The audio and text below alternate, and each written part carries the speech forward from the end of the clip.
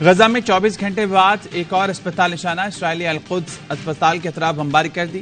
اسپتال میں 8,000 سے زائد فلسطینیوں نے بنا لے رکھی ہے۔ صہیونی ریاست نے 2009 میں بھی اسپتال کو نشانہ بنایا تھا۔ اسرائیل نے تمام حدیں پار کر دی، غزہ میں اسپتال پر بم برسا دیے، ایک ہی حملے میں اسپتال کو قبرستان میں بدل دیا۔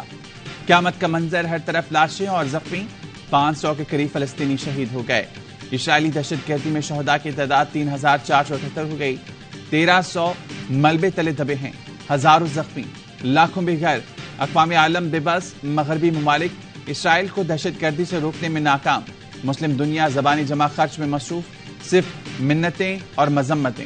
فلسطینی عالمی عدالت انصاف کے ججز کو جھنجھوڑنے جا پہنچے، دی ہیگ میں عالمی عدالت کے باہر احتجاج، فلسطینیوں کی نسل کشی روکنے اور غاصب اسرائیل کے خلاف کارروائی کا مطالبہ۔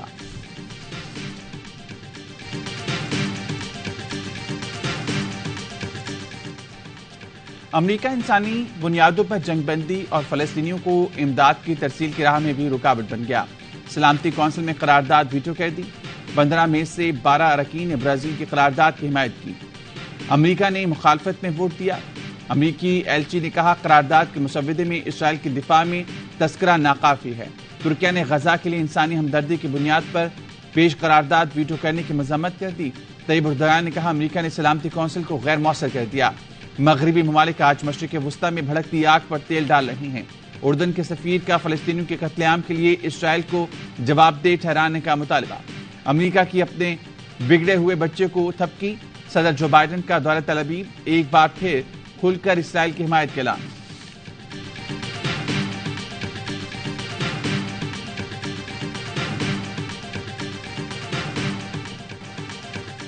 اسرائیل اسپتال پر حملے سے انکاری، لیکن اس کے اپنے بیانات ثبوت بنے لگے۔ اسرائیلی وزیراعظم نے حملے سے پہلے ٹویٹ کیا، یہ جنگ تاریکی اور روشنی کی اولاد کے درمیان ہے۔ بعد میں یہ پوسٹ ڈیلیٹ کر دی گئی۔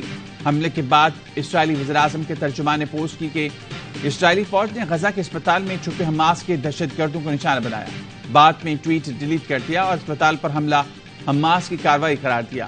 حماس کا کہنا ہے اسرائیلی فوج نے جان بوجھ کر اسپتال کو نشانہ بنایا، ثبوت جاری کریں گے۔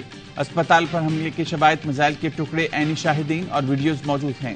حماس رہنما اسماعیل ہنیہ نے اسپتال پر اسرائیلی بمباری کو ذمہ دار امریکہ کو ٹھہرا دیا۔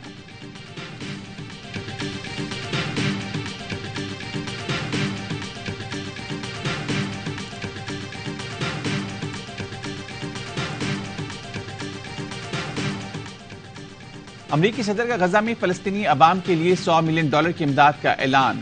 فنڈنگ پانی، خوراک، طبی دیکھ بھال میں مدد فراہم کرے گی۔ ترجمان وائٹ ہاؤس کے مطابق حماس کی دہشت گردی کے لیے عام شہریوں کو قصوروار نہیں ٹھہرانا چاہیے۔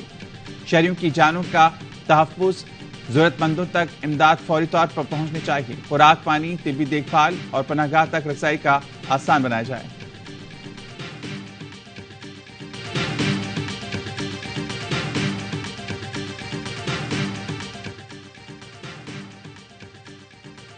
فلسطینیوں کی نسل کشی کرنے والے اسرائیل پر اقتصادی پابندیوں کا مطالبہ کر دیا۔ سماجی انصاف کی وزیر نے کہا منصوبے کے تحت فلسطینیوں کی نسل کشی کی جا رہی ہے، روس پر اقتصادی پابندیاں لگیں، اسرائیل پر بھی لگانی چاہیے۔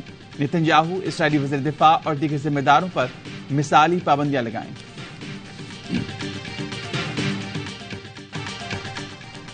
پاکستان کی غزہ میں اسپتال پر اسرائیلی حملے کی شدید مذمت۔ پاکستان کے مستقل مندوب منیر اکرم نے سیکیورٹی کونسل میں خطاب کرتے ہوئے کہا اسرائیل نے فلسطینیوں کی زمین پر قبضہ کر رکھا ہے، اسرائیل جرائم ناقابل قبول ہیں۔ OIC کا بھی سخت رد عمل، فلسطینیوں کے خلاف وحشیانہ جارحیت کی حمایت کرنے والوں کی بھی مذمت۔ OIC ایگزیکٹو کمیٹی کے ہنگامی اجلاس میں نگراں وزیر خارجہ جلیل عباس جیلانی نے بھی شرکت کی۔ نگراں وزیر اعظم اور وزیر خارجہ فلسطین کے لیے آواز اٹھائیں۔ وزیر اعظم صرف ہمارے نہیں، فلسطین کے بھی نمائندے ہیں۔ Chairman Peoples Party Bilawal Bhutto نے غزہ پر اسرائیلی حملوں کی مذمت کر دی، کہا نگراں وزیر اعظم کو فلسطین کے عوام کے لیے آواز اٹھانا پڑے گی۔ پاکستانی قوم فلسطینیوں کے ساتھ کھڑی ہے اور کھڑی رہے گی۔ جب تک پاکستان کے عوام ہیں، فلسطینی عوام کبھی اکیلے نہیں ہوں گے۔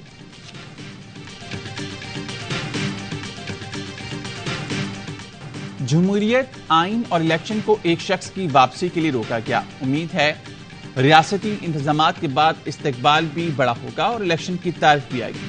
بلاول بھٹو نے نام لیے بغیر نواز شریف پر طنز کے تیر چلا دیے، کہا الیکشن میں بار بار تاخیر ووٹ کی عزت نہیں بے عزتی ہے، الیکشن کے ذریعے ہی نفرت اور تقسیم کو دفن کر کے آگے بڑھ سکتے ہیں۔ چیئرمین پیپلز پارٹی کا کراچی میں سانحہ کارساز کی برسی کے جلسے سے خطاب، بولے ملک کو لندن سے نہیں چلایا جا سکتا، یہاں بیٹھ کر اپنا حصہ ڈالنا پڑے گا۔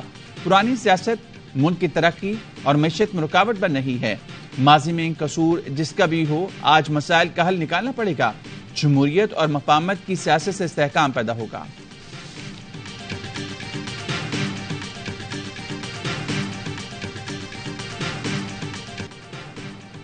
نواز شریف کی العزیزیہ اور ایون فیلڈ میں حفاظتی ضمانت پر سماعت آج ہوگی۔ اسلام آباد ہائی کورٹ نے نیب کو نوٹس جاری کر دیے۔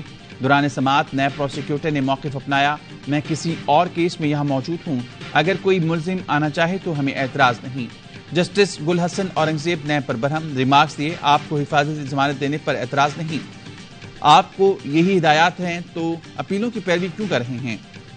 کل کو آپ کہیں گے فیصلہ ہی کالعدم قرار دے دیں۔ تو شاخانہ کیس میں نواز شریف کی حفاظتی ضمانت کی درخواست احتساب عدالت میں دائر۔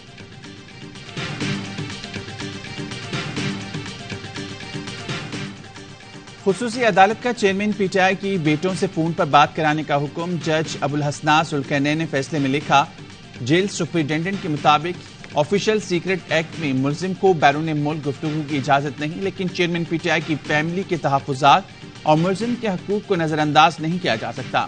Jail superintendent chairman P T I کی بیٹوں سے بات کرائیں۔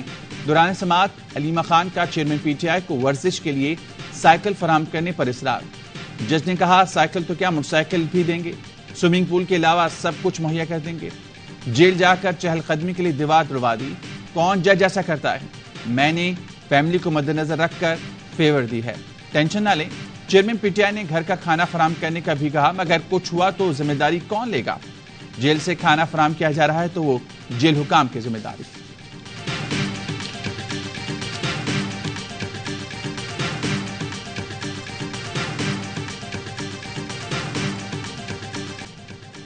سی پیک کے ذریعے پاکستان میں 8000 میگا واٹ بجلی پیدا ہو رہی ہے۔ نگراں وزیراعظم کا تیسرے بیلٹ اینڈ روڈ فورم سے خطاب، کہا 10,000 میگا واٹ کے منصوبے زیر تکمیل ہیں۔ نگراں وزیراعظم انوار الحق کاکڑ کی چین کے وزیراعظم سے ملاقات، دونوں رہنماؤں کا اعلیٰ سطح رابطوں کو مزید مستحکم بنانے پر اتفاق۔ پاکستان اور چینی کمپنیز میں پیٹرولیم صنعت میں $1.5 ارب سرمایہ کاری کی مفاہمتی یادداشت پر دستخط ہو گئے۔ بیجنگ میں تقریب میں نگراں وزیراعظم انوار الحق کاکڑ نے بھی شرکت کی۔ ریفائنری سے حاصل پیٹرول اور ہائی سپیڈ ڈیزل صرف مہنگے درآمدی ایندھن کا متبادل ہوگا۔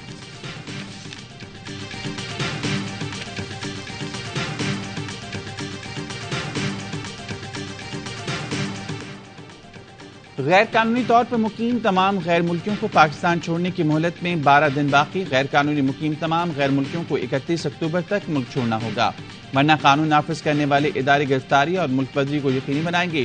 مزید 1291 افغان باشندے اپنے ملک چلے گئے، اب تک کل 45,000 سے زائد افغان پناہ گزینوں کی واپسی ہو چکی ہے۔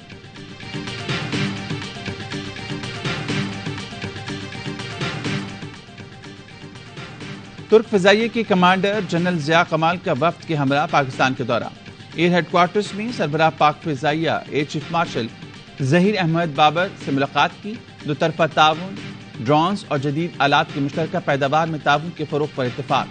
ایئر چیف نے کہا ترک فضائیہ کی تربیت اور آپریشنل صلاحیتوں کو مزید تقویت دینے کے لیے پرعزم ہیں۔ جنرل ضیاء کمال نے کہا پاک فضائیہ کے زیر اہتمام مشق انڈسٹریل کا انعقاد بھائی چارے کی فضا قائم کرنے میں معاون ثابت ہوگا۔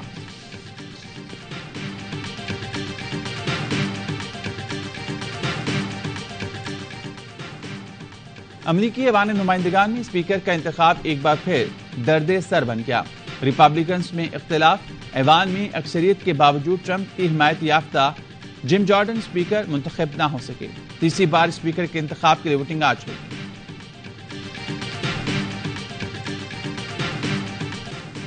ورلڈ کپ میں ناقابل شکست نیوزی لینڈ نے افغانستان کو آؤٹ کلاس کر دیا، کیویز کی مسلسل چوتھی کامیابی، 289 رنز ہدف کے تعاقب میں افغان ٹیم 35ویں اوور میں 139 رنز پر ڈھیر ہو گئی۔ مچل اور لاکی کی 3 وکٹیں۔ نیوزی لینڈ نے پہلے بیٹنگ کرتے ہوئے 288 رنز بنائے، گلین فلپس 71، ٹام لیتھم 68 اور विलियम 54 रन बनाए। पुणे ने आज भारत और बांग्लादेश आमने सामने होंगे। मैक हैमंड के तमाम मैचेस ए स्पोर्ट्स पर बराह रास्त। आज इतना बुरा अफगानिस्तान ने खेली है उसकी तवक्को नहीं थी। साबित किया कि आज बिल्कुल चेज करने में वो बिल्कुल ही हल्के हैं। उनके सामने एक स्कोर आ जाता है कितना रन बनाना है, सही है। उसी में उनके हाथ पांव फूल जाते हैं। अफगानिस्तान ने जो डिसीजन लिया ना, मैं समझ रहा हूँ वो उनके हक में नहीं गया। क्रिकेट का हर लम्हा पुरजोश, वर्ल्ड कप पर माहिरीन का भरपूर तजिया। बासित अली बोले अफगानिस्तान के सामने बड़ा टारगेट आया तो उनके हाथ पांव फूल गए। भारत और न्यूजीलैंड सेमीफाइनल में पहुंच चुके हैं। अजहर अली कहते हैं हदफ के ताक़ुब में अफगान टीम कमजोर है। न्यूजीलैंड को 225 तक आउट कर लेते तो अफगानिस्तान खतरनाक हो सकता था। कामरान अकमल कहते हैं अफगानिस्तान ने टॉस जीतकर फील्डिंग का फैसला गलत किया। अदाकारा मरियम नफीस बनी मेहमान, खेला वसीम बादामी के साथ मासूमाना खेल। मुस्तफा चौधरी ने धारा अली अजमत करूर और हादी के साथ मिलकर महफिल को जाफरान जार बनाए रखा।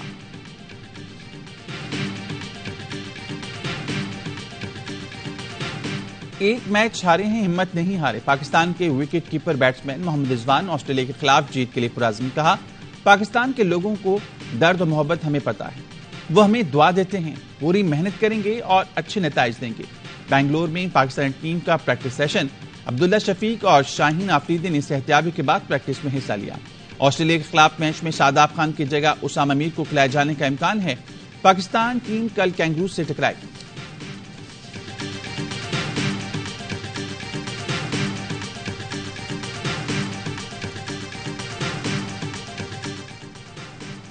पाकिस्तानी खिलाड़ियों का फलस्तीनियों से इजहार यकजहती। तमाम खिलाड़ियों ने सोशल मीडिया पर फलस्तीनी झंडे की तस्वीर लगा दी। शादाब खान, इफ्तिखार, इमामुल हक, हारिस रऊफ, उसामा मीर और मोहम्मद नवाज ने फलस्तीन के सपोर्ट में आवाज बुलंद की।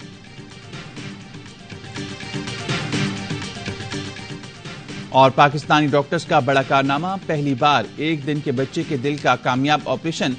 Sindh institute of child health Korangi में 26 घंटे के नौमौलूद के दिल की सर्जरी की गई। उल्टी शरियानों की दुरुस्त सर्जरी अपनी नौयत का मुनफरिद ऑपरेशन था। निगरान वज़ीर सेहत डॉक्टर साद खालिद की डॉक्टर्स को मुबारकबाद।